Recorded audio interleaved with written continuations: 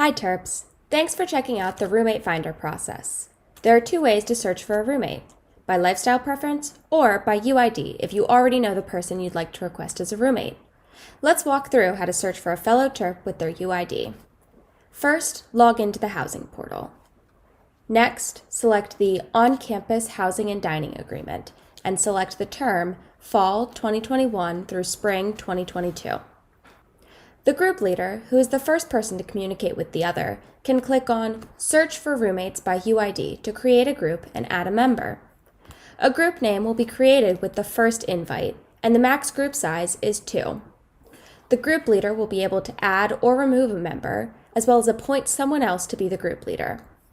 A group is made up of at least 2 students who have requested and confirmed each other, so even if you only have one roommate requested, you are a group.